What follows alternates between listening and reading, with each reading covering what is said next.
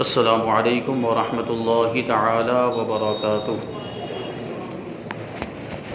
نحمده ونصلي ونسلم على رسوله الكريم اما بعد فاعوذ باللہ من الشیطان الرجیم بسم اللہ الرحمن الرحیم ان اللہ وملائکته یصلون علی النبی یا ایہا الذین آمنوا صلوا علیہ وسلموا تسلیما اللہم صل علی سیدنا ومولانا محمد معدن الجود والکرم وآلہ الکرام وابنہ الکریم وبارک وسلم صلاة وسلام علیک یا رسول اللہ صلی اللہ تعالی علیہ وسلم۔ عزیزان ملت اسلامیہ، ہم نے ابھی تک سورہ بقرہ آیت نمبر 63 تک تفسیر ہم نے سماعت کی۔ اس سے پہلے بنی اسرائیل کے واقعات کا ذکر ابھی جاری و ساری ہے۔ اس میں یہ بات بیان ہوئی کہ بنی اسرائیل نے حضرت موسیٰ علیہ السلام سے مطالبہ کیا تھا کہ ہمارے لیے کوئی کتاب لے کر آئیں جس میں شریعت کے احکام بیان کیے گئے ہوں، زندگی گزارنے کے لیے اس میں قوانین اور قاعدے بیان کیے گئے ہوں۔ لیکن جب حضرت موسیٰ علیہ السلام توریت لے کر آئے تو انہوں نے اس پر عمل کرنے سے انکار کر دیا۔ اس کے تعلق سے اللہ تبارک و تعالیٰ ارشاد فرماتا ہے آیت نمبر 64 میں ثم تولیتم من بعد ذلک فلولا فضل اللہ علیکم ورحمتہ لکنتم من الخاسرین، کہ پھر اس کے بعد تم نے روگردانی اختیار کی، یعنی تم نے منہ پھیر لیا، تو اگر تم پر اللہ کا فضل اور اس کی رحمت نہ ہوتی تو تم نقصان اٹھانے والوں میں سے ہو جاتے۔ یہاں فضل و رحمت سے یا تو توبہ کی توفیق مراد ہے کہ ان کو بعد میں اللہ تبارک و تعالیٰ نے توبہ کرنے کی توفیق عطا فرمائی کہ انہیں توفیق ملی، یا عذاب کو مؤخر کرنا مراد ہے۔ اتنے بڑے بڑے گناہ اور نافرمانیاں کرنے کے باوجود ان سے عذاب کو مؤخر کیا گیا، یعنی بنی اسرائیل پر عذاب نازل نہ ہوا بلکہ انہیں مزید مہلت دی گئی، وقت دیا گیا۔ ایک قول یہ ہے کہ فضل الہی اور رحمت حق سے حضور صلی اللہ علیہ وسلم کی ذات پاک مراد ہے، اور مطلب یہ ہے کہ اگر تمہیں خاتم المرسلین صلی اللہ علیہ وسلم کی وجود کی دولت نہ ملتی اور آپ صلی اللہ علیہ وسلم کی ہدایت نصیب نہ ہوتی تو تمہارا انجام ہلاکت و خسران ہوتا، یعنی تم ہلاک و برباد ہو جاتے اور نقصان اٹھانے والوں میں ہو جاتے۔ اس سے معلوم ہوا کہ حضور اقدس صلی اللہ علیہ وسلم مخلوق پر اللہ تعالیٰ کا فضل بھی ہے اور رحمت بھی ہے۔ ساری مخلوق کے لیے نبی کریم صلی اللہ علیہ وسلم کی ذات رحمت ہے، اور اللہ تبارک و تعالیٰ کا فضل بھی ہے کہ مخلوق کو اللہ تبارک و تعالیٰ نے اپنا محبوب عطا فرمایا۔ وَلَقَدْ عَلِمْتُمُ الَّذِينَ اعْتَدَوْا مِنْكُمْ فِي السَّبْتِ فَقُلْنَا لَهُمْ كُونُوا قِرَدَةً خَاسِئِينَ، اور یقیناً تمہیں معلوم ہے وہ لوگ جنہوں نے تم میں سے ہفتے کے دن میں سرکشی کی، ہفتے کا دن یعنی سنیچر کا دن، سنیچر کے دن میں سرکشی کی تو ہم نے ان سے کہا کہ دھتکارے ہوئے بندر بن جاؤ۔ یہ ایک واقعے کی طرف اشارہ ہے۔ شہر ایلا میں بنی اسرائیل آباد تھے، انہیں حکم تھا کہ ہفتے کے دن عبادت کے لیے خاص کر لیں، یعنی سنیچر کے دن کو عبادت کے لیے خاص کر لیں، اور اس دن میں شکار نہ کریں اور دنیاوی مشاغل ترک کر دیں، یعنی دنیاوی کام کاج ساری ضرورتوں کو چھوڑ کر صرف اور صرف اللہ کی عبادت میں مشغول ہو جائیں ہفتے کے دن یعنی سنیچر کے دن، اور اس دن مچھلیوں وغیرہ کا شکار بھی نہ کریں۔ ان کے ایک گروہ نے یہ چال چلی کہ وہ جمعہ کے دن شام کے وقت دریا کے کنارے کنارے بہت سے گڑھے کھودتے اور ہفتہ کے دن ان گڑھوں تک نالیاں بناتے جن کے ذریعے پانی کے ساتھ آ کر مچھلیاں گڑھوں میں قید ہو جاتی تھی اور جمع ہو جاتی تھی گڈھوں کے اندر، اور اتوار کے دن انہیں نکالتے اور کہتے کہ ہم مچھلی کو پانی سے ہفتے کے دن تو نہیں نکالتے، یہ کہہ کر وہ اپنے دل کو تسلی دیتے تھے۔ یہ چال چلی۔ اب آپ سوچیں یہ کس کے ساتھ چال چلنا چاہتے ہیں، یہ مکاری کس کے ساتھ کر رہے ہیں؟ اللہ تبارک و تعالیٰ کے ساتھ۔ اللہ تبارک و تعالیٰ کو تو کوئی دھوکہ نہیں دے سکتا، بلکہ یہ خود اپنی جانوں کو ہی دھوکہ دے رہے تھے۔ اللہ تبارک و تعالیٰ نے ان کو حکم دیا کہ ہفتے کے دن یعنی سنیچر کے دن شکار نہیں کرنا، تو تھوڑا صبر کر لیتے، تھوڑا انتظار، ایک دن اگر شکار نہیں کرتے تو کیا چلا جاتا، لیکن اس کے لیے انہوں نے یہ طریقہ اپنایا اور یہ غلط تدبیر اپنائی کہ جمعہ کے دن شام کو ہی وہ جو ندی یا نہر دریا جو کچھ بھی تھا اس میں وہ نالیاں بنا لیتے تھے تاکہ ان نالیوں سے پانی بہہ کر آئے گڈھوں کے اندر۔ بڑے بڑے گڈھے انہوں نے کنارے پر کھود لیے تھے تاکہ پانی بہہ کر آئے اور پانی کے ساتھ مچھلیاں بھی آ جائے اور ان گڈھوں کے اندر جمع ہو جائے۔ پھر یہ کرتے تھے کہ اتوار کے دن صبح پھر جا کر وہ مچھلیوں کو نکال لیتے تھے. تو شکار نہ کرنے کے باوجود بھی شکار کیا. یہ چیز دیکھیں آپ. اور یہ اپنے آپ کو پھر بہت بڑا وہ ہوشیار سمجھ رہے تھے کہ دیکھو ہم نے ایک طرف سے اللہ کے حکم پر عمل بھی کر لیا اور شکار بھی کر لیا. حالانکہ یہ اللہ کے حکم پر عمل نہیں تھا. یہ مکاری اور یہ دھوکہ دینا چاہتے تھے اللہ تبارک و تعالیٰ کو، لیکن اللہ کو کوئی دھوکہ نہیں دے سکتا. تقریباً 40 سال تک یا 70 سال تک ان کا یہی عمل رہا، یہی کرتے رہے. اور جب حضرت داؤد علیہ السلام کی نبوت کا زمانہ آیا تو آپ علیہ السلام نے انہیں اس سے منع کیا اور فرمایا کہ قید کرنا ہی تو شکار ہے جو تم ہفتے میں ہی کر لیا کرتے ہو. تو جب وہ باز نہ آئے تو آپ علیہ السلام نے ان پر لعنت فرمائی، حضرت داؤد علیہ السلام. اور اللہ تعالیٰ نے انہیں بندروں کی شکل میں مسخ کر دیا، یعنی وہ بندر بنا دیے گئے. بعض مفسرین نے فرمایا کہ نوجوان بندروں کی شکل میں اور بوڑھے خنزیروں کی شکل میں مسخ ہو گئے. اور ان کی عقل اور حواس تو باقی رہے مگر قوت گویائی زائل ہو گئی. یعنی عقل سلامت تھی اور حواس بھی، سب چیزیں سنتے بھی تھے، سب چیزیں سمجھتے بھی تھے، لیکن قوت گویائی، بولنے کی طاقت ختم، کچھ بول نہیں سکتے تھے. اور بدنوں سے بدبو نکلنے لگی. وہ اپنے اس حال پر روتے رہے یہاں تک کہ 3 دن میں سب ہلاک ہو گئے. ان کی نسل باقی نہ رہی. اور یہ لوگ 70,000 کے قریب تھے. ان کو اس طریقے سے ہلاک و برباد. 3 دن تک زندہ رکھنے میں بھی ایک مقصد یہ تھا کہ دنیا والوں کے لیے عبرت ہو جائے، وہ نشان عبرت بن جائے کہ دیکھو جو اللہ کی نافرمانی کرتے ہیں ان کا انجام یہ ہوتا ہے. تو یہ مسخ کرنا، یہ دیکھیں اگلی امتوں کے اندر یہ تھا کہ کبھی بندر بنا دیے جاتے تھے، کبھی سور بنا دیے جاتے تھے. ایسا عذاب بھی آیا ہے ان کے اوپر. لیکن اللہ تبارک و تعالیٰ نے اس امت پر، امت محمدیہ پر یہ احسان فرمایا کہ اس امت میں کبھی مسخ نہیں ہوگا. یعنی کبھی انسانوں کو جانوروں کی شکل میں مسخ نہیں کیا جائے گا، بندر وغیرہ نہیں بنایا جائے گا. یہ حضور اقدس صلی اللہ علیہ وسلم کی رحمت کا صدقہ ہے. تو اس واقعے کی مزید تفصیل سورہ اعراف کی آیت نمبر 163 سے لے کر 166 میں انشاءاللہ آئے گی. یاد رہے کہ حکم شرعی کو باطل کرنے کے لیے حیلہ اور بہانہ کرنا حرام، جیسے کہ ان لوگوں نے کیا تھا بنی اسرائیل نے. حکم شرعی کو باطل کرنے تاکہ اس پر عمل نہ کرنا پڑے، اس لیے انہوں نے یہ تدبیر اپنائی تھی، یہ چال چلی. تو ایسا کرنا یعنی حکم شرعی کو ختم کرنے کے لیے، شریعت کے حکم کو ختم کرنے کے لیے کوئی بہانہ کرنا، یہ حرام ہے جیسا کہ یہاں پہ مذکور ہو. اور حکم شرعی کو کسی دوسرے حکم شرعی کے طریقے سے حاصل کرنے کے لیے حیلہ کرنا جائز ہے، جیسا کہ قرآن پاک میں حضرت ایوب علیہ السلام کا اس طرح کا واقعہ سورہ صاد آیت نمبر 44 میں مذکور ہے. اس میں یہ تھا کہ حضرت ایوب علیہ السلام جب آزمائش میں مبتلا ہوئے، اللہ تبارک و تعالیٰ کی طرف سے ان کے پورے جسم کے اندر پھوڑے ہی پھوڑے ہو گئے تھے. حضرت ایوب علیہ السلام اللہ کے نبی، لیکن ان کی یہ آزمائش ہوئی اللہ تبارک و تعالیٰ کی طرف سے. تو ان کی جو زوجہ محترمہ تھی بڑی ثابت قدم رہی اور ایسے موقع پر بھی وہ ان کی خدمت کرتی رہی، حضرت ایوب علیہ السلام کی.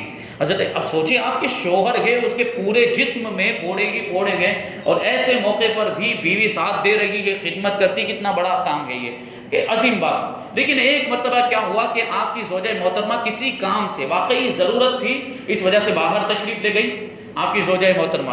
تو حضرت ایوب علیہ السلام کو کسی چیز کی ضرورت پیش آئی تو آپ کی زوجہ محترمہ کو انہوں نے نہیں پایا. تو جلال میں آ کر آپ نے ارشاد فرمایا کہ جب بھی اب وہ واپس آئے گی اور میں صحت یاب ہو گیا، یہ بیماری سے مجھے اللہ تبارک و تعالیٰ نے شفا اگر عطا فرما دی تو میں اس کو 100 کوڑے ماروں گا. یہ حضرت ایوب علیہ السلام نے قسم کھا لی. اب دیکھیے ظاہر سی بات ہے، وہ تو اپنی ضرورت کے لیے گئی تھی.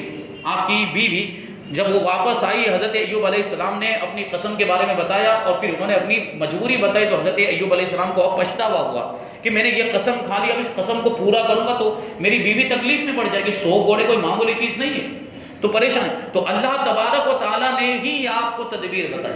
اللہ تبارک و تعالیٰ نے حضرت ایوب علیہ السلام کو حکم دیا کہ ایک جھاڑو لے لیجئے جس میں 100 تنکے ہوں. جھاڑو کے اندر تنکے ہوتے ہیں، جس میں 100 تنکے ہو، اور اسی جھاڑو کو ایک مرتبہ مار لیجئے. تو چونکہ 100 تنکے ہوں گے، گویا کہ 100 مرتبہ مارنا پا لیا گیا. تو یہ حیلہ اور یہ تدبیر خود اللہ تبارک و تعالیٰ نے. تو دیکھیے حکم شرعی پر عمل کرنے کے لیے دوسرا حکم شرعی، اس کے ذریعے سے یہ حیلہ اپنایا گیا. تو اس طرح کے کچھ حیلے ہوتے ہیں، کچھ آسانیاں پیدا کرنے کے لیے جو شریعت کی روشنی میں ہو، شریعت کے اصول و قوانین کی روشنی میں ہو تو وہ جائز ہوا کرتے ہیں. لیکن شریعت کے حکم کو ختم کرنے کے لیے ہو، شریعت کے حکم کو باطل کرنے کے لیے ہو تو وہ حرام ہوتا ہے، ایسا حیلہ اور ایسی تدبیر. آگے اللہ تبارک و تعالیٰ ارشاد فرماتے ہیں فَجَعَلْنَاهَا نَكَالًا لِمَا بَيْنَ يَدَيْهَا وَمَا خَلْفَهَا موعظۃ للمتقین، ان کو بندر بنا دیا گیا اور ان کو سور بنا دیا گیا۔ اس کے تعلق سے اللہ ارشاد فرمایا تو ہم نے یہ واقعہ اس وقت کے لوگوں کے لیے اور ان کے بعد آنے والے لوگوں کے لیے عبرت بنا دیا اور پرہیزگاروں کے لیے نصیحت بنا دیا، سیکھنے کی چیز بنا دیا۔ اس سے معلوم ہوا کہ قرآن پاک میں عذاب کے واقعات جو ذکر کیے گئے ہیں وہ ہماری عبرت اور نصیحت کے لیے بیان کیے گئے۔ لہٰذا قرآن پاک کے حقوق میں سے یہ بھی ہے کہ اس طرح کے واقعات اور آیات کو پڑھ کر اپنی اصلاح کی طرف بھی توجہ کی جائے، یہ غور کیا جائے کہ انہوں نے نبی کی نافرمانی کی، انہوں نے اللہ کی نافرمانی کی تو ان پر عذاب آیا، وہ بندر بنا دیے گئے، وہ سور بنا دیے گئے، طرح طرح کے ان پر ہلاک و برباد کر دیے گئے۔ تو ہمیں بھی اللہ کی نافرمانی سے بچنا چاہیے، رسول اللہ کی نافرمانی سے بچنا چاہیے۔ عذاب نہیں آتا، یہ تو رسول اللہ کی رحمت ہے، یہ اجتماعی طور پر عذاب نہیں آتا اس امت پر، کہ ایسا نہیں ہے کہ پوری ایک ساتھ میں پوری قوم ہی برباد کر دی جائے، ایسا عذاب نہیں آتا ہے، لیکن انفرادی طور پر عذاب آ سکتا ہے، خاص لوگوں پر، خاص علاقے کے لوگوں پر، کسی مخصوص آدمی پر عذاب آ سکتا ہے، تو یہ عذاب ہے۔ لیکن اجتماعی طور پر عذاب نہ آنا یہ ہمارے آقا حضور رحمت عالم صلی اللہ علیہ وسلم کے وجود مسعود کا صدقہ۔ اللہ تبارک و تعالیٰ نے ارشاد فرمایا وما کان اللہ لیعذبہم وانت فیہم، اے محبوب اللہ کی شان نہیں ہے کہ ان کو عذاب میں مبتلا کرے جب تک کہ آپ ان میں تشریف فرمائے۔ اور ہمارا عقیدہ ہے کہ نبی کریم صلی اللہ علیہ وسلم آج بھی ہمارے درمیان تشریف فرما ہیں، موجود ہیں، زندہ ہے اپنی قبر مبارک کے اندر، ہماری فریادوں کو، ہماری پکار کو اور ہمارے درود و سلام کو سنتے ہیں اور ہماری مدد بھی کرتے ہیں۔ اور یہ حضور اقدس صلی اللہ علیہ وسلم کے وجود ہی کا صدقہ ہے کہ اجتماعی طور پر عذاب نہیں آتا، ورنہ کون سا ایسا گناہ ہے جو بنی اسرائیل نے کیا اور ہم نے نہیں کیا؟ بنی اسرائیل کے سارے گناہ آج ہمارے درمیان میں پائے جاتے ہیں، خدا کی ناشکری کرنا، نافرمانی کے کام کرنا، طرح طرح کے گناہ، زناکاری، بدکاری، بدنگاہی، سارے گناہ ہمارے درمیان، رشوت ستانی، حرام خوری، سود کھانا، بیاج کھانا، شراب پینا، جوا کھیلنا، غیبتیں، سارے گناہ ہمارے درمیان پائے جاتے ہیں، لیکن اس کے باوجود عذاب نہیں آتا۔ تو اس کا یہ مطلب نہیں ہے کہ پھر ہم بے باک ہو جائیں، بے خوف ہو جائیں اور پھر دھڑلے سے اور زیادہ گناہ کرنے لگ جائیں، نہیں، بلکہ یہ عبرت حاصل کرنے کا مقام ہے۔ دیکھیے کہ بنی اسرائیل یہ گناہ کرتے تھے تو وہ ہلاک ہو جاتے تھے، تو ہمیں اللہ کا شکر ادا کرنا چاہیے کہ ہم اتنے گناہ کرنے کے باوجود، اتنے بڑے گنہگار ہونے کے باوجود ہم ہلاک و برباد نہیں ہو رہے، تو شکر ادا کرنا چاہیے۔ اور شکر ادا کرنے کا سب سے بڑا ذریعہ یہ ہے کہ گناہوں سے رک جائیں اور اللہ کی عبادت میں مشغول ہو جائیں۔ آگے اللہ تبارک و تعالیٰ ارشاد فرماتا ہے وَإِذْ قَالَ مُوسَىٰ لِقَوْمِهِ إِنَّ اللَّهَ يَأْمُرُكُمْ أَن تَذْبَحُوا بَقَرَةً قَالُوا أَتَتَّخِذُنَا هُزُوًا قَالَ أَعُوذُ بِاللَّهِ أَنْ أَكُونَ مِنَ الْجَاهِلِينَ۔ اور یاد کرو جب موسیٰ نے اپنی قوم سے فرمایا کہ بے شک اللہ تمہیں حکم دیتا ہے کہ ایک گائے ذبح کرو، تو انہوں نے کہا کہ کیا آپ ہمارے ساتھ مذاق کرتے ہیں؟ یعنی جب گائے ذبح کرنے کی بات کی، اصل میں یہ ایک واقعے کی طرف اشارہ ہے، وہ واقعہ آگے بیان کریں گے تفصیل کے ساتھ۔ قالوا ادع لنا ربك يبين لنا ما هي قال انه يقول انها بقرة لا فارض ولا بكر عوان بين ذلك فافعلوا ما تؤمرون۔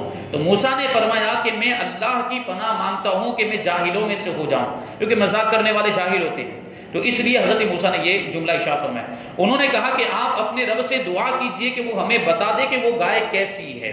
فرمایا اللہ فرماتا ہے کہ وہ ایک ایسی گائے ہے جو نہ تو بوڑھی ہے اور نہ بالکل کم عمر والی، بلکہ ان دونوں کے درمیان عمر رکھتے ہیں، بہت زیادہ بوڑھی بھی نہیں ہے اور بہت زیادہ بچیا بھی نہیں ہے، کم عمر والی بھی نہیں ہے، تو وہ کرو جس کا تمہیں حکم دیا جا رہا ہے۔ قالوا ادع لنا ربك يبين لنا ما لونها قال انه يقول انها بقرة صفراء فاقع لونها تسر الناظرين۔ انہوں نے کہا کہ آپ اپنے رب سے دعا کیجئے کہ وہ ہمیں بتا دے کہ اس گائے کا رنگ کیا ہے، کون سے رنگ کی وہ گائے۔ تو فرمایا کہ اللہ فرماتا ہے کہ وہ پیلے رنگ کی گائے ہے، زرد رنگ کی گائے جس کا رنگ بہت گہرا ہے، اور وہ گائے دیکھنے والوں کو خوشی دیتی ہے، یعنی دیکھنے والے جب اس گائے کو دیکھتے ہیں تو وہ گائے اچھی لگتی ہے، لوگوں کو بھا جاتی ہے، ایسی وہ گائے، اتنی خوبصورت وہ گائے۔ قالوا ادع لنا ربك يبين لنا ما هي ان البقرة تشابه علينا وإنا إن شاء الله لمهتدون۔ انہوں نے کہا کہ آپ اپنے رب سے دعا کیجئے کہ ہمارے لیے واضح طور پر صاف صاف بیان کر دے کہ وہ گائے کیسی ہے، کیونکہ بے شک گائے ہم پر مشتبہ ہو گئی، یعنی گائے کے اندر ہمیں شک و شبہ ہو گیا کہ کیسی گائے ہے، اور اگر اللہ چاہے گا تو یقیناً ہم راہ پا جائیں گے، یعنی ہمیں گائے کے بارے میں معلوم ہو جائے گا، علم ہو جائے گا۔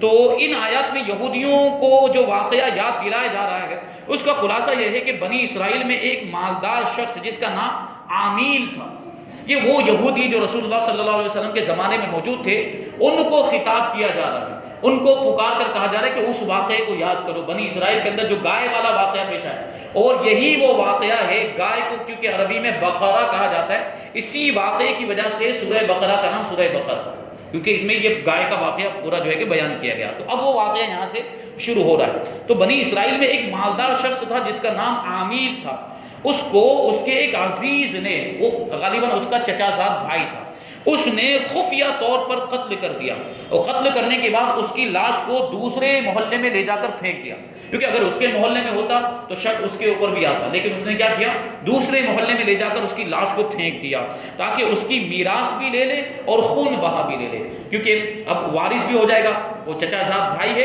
تو اس کا ورثہ بھی، وراثت بھی اس کو مل جائے گی، اور ساتھ میں کسی دوسرے کو قاتل ثابت کر کے اس سے خون کا بدلہ بھی لے گا۔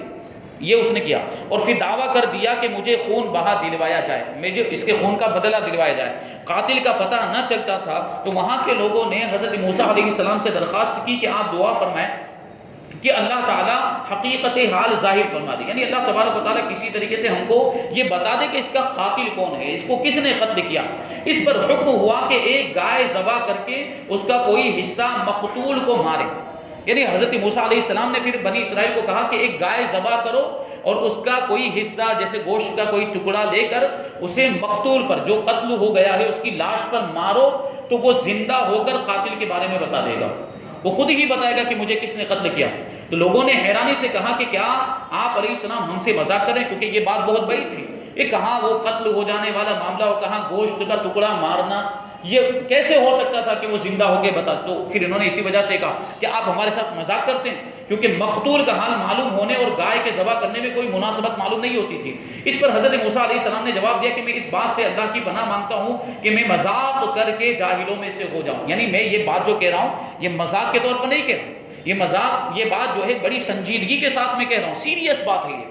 جب بنی اسرائیل نے سمجھ لیا کہ گائے کا ذبح کرنا یہ کوئی مذاق کی بات نہیں ہے بلکہ یہ باقاعدہ اللہ کا حکم ہے، تو انہوں نے حضرت موسیٰ علیہ السلام سے اس کے اوصاف دریافت کیے کہ گائے کیسی ہونی چاہیے۔ اب یہاں سے انہوں نے سوالات، ان کے جو سوالات تھے وہ، حالانکہ اس سے پہلے اگر وہ کوئی بھی گائے پکڑ کر ذبح کر دیتے تو ان کے لیے کافی ہو جاتا، لیکن جتنے سوال انہوں نے کیے پھر سختیاں اتنی ہی بڑھتی گئی۔ اسی وجہ سے کہتے ہیں بہت زیادہ سوال بھی نہیں کرنا چاہیے، ایک بعض اوقات ایسا ہوتا ہے کہ زیادہ سوال کرنے کی وجہ سے ہم خود مشقت میں پڑ جاتے ہیں۔ تو انہوں نے دیکھیں اب کیسے کیسے سوال کیے، اوصاف دریافت کیے، اور بار بار سوال کر کے وہ لوگ قیدیں بڑھاتے گئے، اور بالآخر یہ حکم ہوا کہ ایسی گائے ذبح کرو جو نہ بوڑھی ہو نہ بہت کم عمر والی بلکہ درمیانی عمر کی ہو، بدن پر اس کے کوئی داغ نہیں ہونا چاہیے اور ایک ہی رنگ کی ہونی چاہیے، اور رنگ ایسا ہو جو آنکھوں کو بھا جائے، آنکھوں کو اچھا لگے۔ اس گائے نے کبھی کھیتی باڑی نہ کی ہو نہ کبھی کھیتی کو پانی دیا ہو، یعنی جیسے گائے کے ذریعے سے ہل چلوایا جاتا ہے اور کھیتی کو جوتا جاتا ہے، تو یہ معاملہ بھی نہ ہو، یعنی اس سے محنت کا کام نہ لیا گیا ہو اور اس سے پانی بھی نہ دیا گیا، کیونکہ بعض اوقات جانوروں کے ذریعے سے پانی پہنچایا جاتا تھا کھیتوں کے اندر پہلے پرانے زمانے کے اندر، تو یہ کام بھی اس سے نہ لیا گیا ہو۔ آخری سوال میں انہوں نے کہا کہ اب ہم انشاءاللہ راہ پا جائیں گے، یعنی ہم ایسی گائے کو اب ہم ڈھونڈ لیں گے۔ بہرحال جب سب کچھ طے ہو گیا تو ان کو تسلی ہو گئی، پھر انہوں نے گائے کی تلاش شروع کر دی۔ اب وہ گائے ڈھونڈنے لگا، بھی اتنے اوصاف افسوس سوچیں، ایسی خوبیوں والی گائے، اتنی ساری صفات اس کے اندر ہونی چاہیے، یہ کہاں ملتی، بڑی مشکل بات تھی یہ۔ تو ان کے اطراف میں ارد گرد میں صرف ایک ہی گائے ایسی تھی، اور اس کا حال یہ تھا کہ بنی اسرائیل میں ایک نیک شخص تھے، اللہ تبارک و تعالیٰ کے نیک بندے، صالح بندے، ان کا ایک چھوٹا سا بچہ تھا اور ان کے پاس ایک گائے کے بچے کے علاوہ اور کچھ بھی نہیں تھا۔ انہوں نے اس کی گردن پر مہر لگا کر اللہ تعالیٰ کے نام پر اس کو چھوڑ دیا، یعنی نشانی لگا دی گردن پر، پھر اللہ کے نام پر چھوڑ دیا، اور اللہ تبارک و تعالیٰ کی بارگاہ میں عرض کیا کہ اے پروردگار عالم، میں اس بچیا کو میرے اس فرزند کے لیے تیرے پاس ودیعت رکھتا ہوں، یعنی امانت کے طور پہ رکھتا ہوں، اپنے بیٹے کے لیے تیری بارگاہ میں اس کو امانت کے طور پر رکھتا ہوں، تاکہ جب میرا بیٹا بڑا ہو جائے گا تو یہ اس کے کام آئے گا۔ حالانکہ جنگل میں اس کو چھوڑ دیا، اس نیک شخص کا تو انتقال ہو گیا، لیکن وہ بچیا جنگل میں اللہ تعالیٰ کی حفاظت میں پرورش پاتی رہی۔ اللہ تبارک و تعالیٰ کی بارگاہ میں انہوں نے سپرد کیا تھا امانت کے طور پہ، تو اللہ تبارک و تعالیٰ نے ہی اس گائے کے بچے کی جو ہے کہ حفاظت فرمائی، اور اللہ تعالیٰ کی حفاظت میں وہ پرورش پاتی رہی۔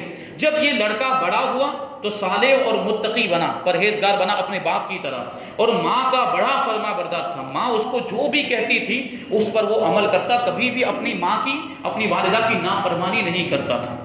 ایک دن اس کی والدہ نے کہا کہ اے نور نظر، تیرے باپ نے تیرے لیے فلاں جنگل میں خدا کے نام پر ایک بچیا چھوڑی ہے، وہ اب جوان ہو گئی ہوگی، اللہ تعالیٰ سے دعا کرو کہ وہ تجھے عطا فرمائے اور تو اسے جنگل سے لے آ۔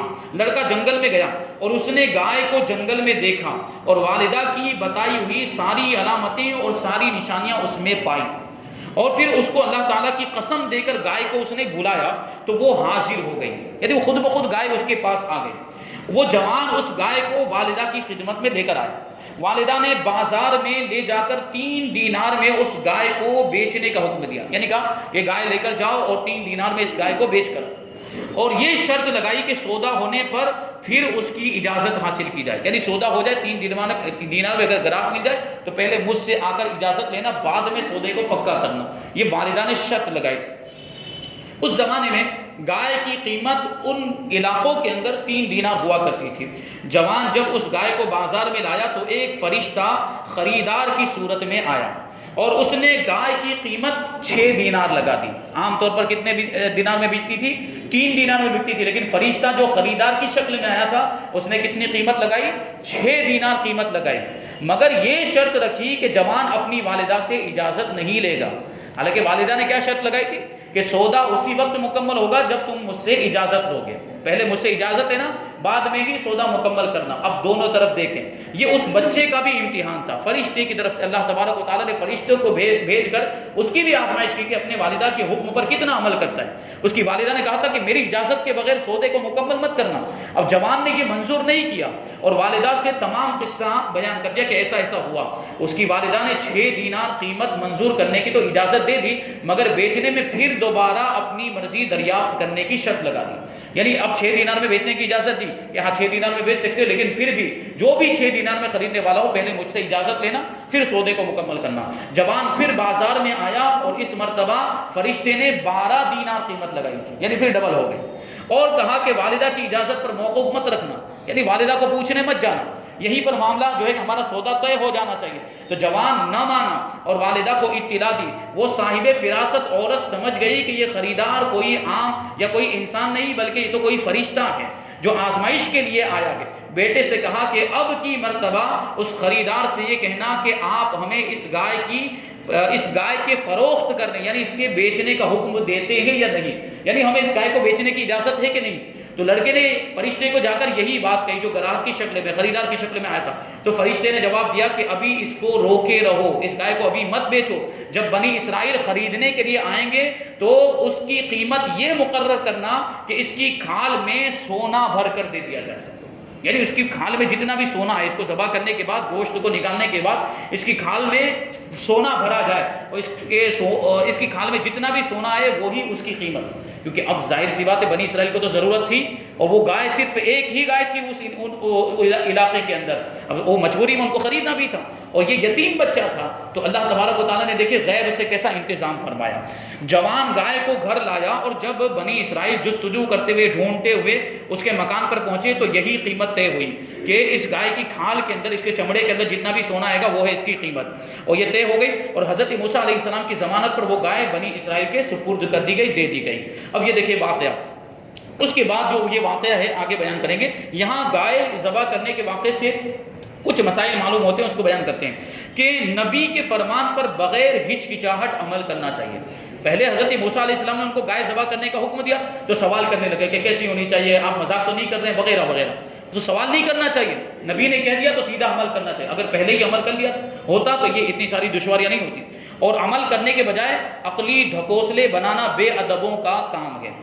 پیغمبر جھوٹ، دل لگی اور کسی کا مذاق اڑانا وغیرہ عیبوں سے پاک ہوتے ہیں۔ البتہ خوش طبعی ایک محمود صفت ہے، ایک اچھی صفت۔ خوش طبعی یعنی کبھی مسکراہٹ کے لیے، طبیعت کو خوش کرنے کے لیے کچھ بات کہہ دیتے ہیں تو یہ اچھی چیز ہے، یہ ان میں پائی جا سکتی ہے۔ شرعی احکامات سے متعلق بیجا بحث مشقت کا سبب، بحث و مباحثہ نہیں کرنا چاہیے شرعی مسائل کے اندر، جیسے ان لوگوں نے کیا، وہ گائے کیسی ہونی چاہیے، اس کا رنگ کیسا ہونا چاہیے، اس کی عمر کیا ہونی چاہیے وغیرہ وغیرہ، انہوں نے سوال کیا۔ حدیث شریف میں ہے کہ اگر بنی اسرائیل بحث نہ کرتے تو گائے ذبح، جو بھی گائے ذبح کر دیتے وہی ان کے لیے کافی ہو جاتی، لیکن بحث کی، زیادہ سوال پوچھیں تو پھر ان کے لیے دشواری ہو۔ اور یہاں پر ایک چیز ہے کہ انہوں نے انشاءاللہ کہا تھا، آخری سوال کے بعد انہوں نے انشاءاللہ کہا تھا۔ انشاءاللہ کہنے کی بہت برکتیں ہیں۔ حضور پنو صلی اللہ علیہ وسلم نے فرمایا کہ اگر بنی اسرائیل وَإِنَّا إِنشَاءَ لَمُهْتَدُونَ نہ کہتے تو کبھی بھی وہ گائے نہ پاتے، کبھی بھی وہ گائے ان کو ملتی ہی نہیں، یہ انشاءاللہ کی برکت سے ملی ان کو۔ تو ہمیں اپنے ہر نیک اور جائز کام کے اندر انشاءاللہ کہنا چاہیے، جس کے تعلق سے ہم مستقبل میں کسی کام کے کرنے کے تعلق سے ارادہ رکھتے ہوں، عہد کرتے ہوں، تو اس کے ساتھ بسم اللہ انشاءاللہ ضرور بولنا چاہیے۔ انشاءاللہ میں یہ کام کروں گا، انشاءاللہ میں وہاں جاؤں گا، انشاءاللہ ایسا ہو جائے گا، تو یہ انشاءاللہ بولتے رہنا چاہیے کہ اس کی بڑی برکتیں ہیں۔ نمبر 5، جو اپنے عیال کو اللہ تعالیٰ کے سپرد کر دے، اللہ تعالیٰ اس کی عمدہ پرورش فرماتا ہے۔ وہ نیک اور صالح شخص جو تھا، اس نے گائے کی بچیا کو اللہ کے حوالے کر دیا، تو اللہ تبارک و تعالیٰ نے اس کی حفاظت کی، اور اللہ کی حفاظت میں وہ گائے کا جو بچہ تھا وہ پرورش پاتا رہا یہاں تک کہ وہ جوان بڑی ہو گئی وہ گائے۔ یہ اللہ تعالیٰ اس طریقے سے حفاظت فرماتا ہے۔ جو اپنا مال اللہ تعالیٰ کے بھروسے پر اس کی امانت میں دے، اللہ تبارک و تعالیٰ اس میں برکت عطا فرماتا ہے۔ اور والدین کی فرما برداری اللہ تعالیٰ کو پسند ہے۔ وہ بچہ جو تھا، یتیم بچہ، وہ اپنی والدہ کا فرما بردار تھا، دیکھیں اس کو اللہ تبارک و تعالیٰ نے فرما برداری کا کیسا انعام عطا فرمایا کہ پوری گائے کی کھال کے برابر اس کو سونا مل گیا۔ یہ اس کی فرما برداری کی برکت تھی، اس نے اپنی ماں کے کہنے پر عمل کیا۔ اور نمبر 8 پر ہے، ماں باپ کی خدمت و اطاعت کرنے والوں کو دونوں جہانوں میں اجر ملتا ہے اور ثواب ملتا ہے۔ یہ واقعہ بھی انشاءاللہ تبارک و تعالیٰ جاری ہے اور آگے کی آیت میں اس کو بیان کیا جائے گا۔ اللہ تبارک و تعالیٰ ہم سب کو عمل کی توفیق عطا فرمائے۔ وما علینا الا البلاغ۔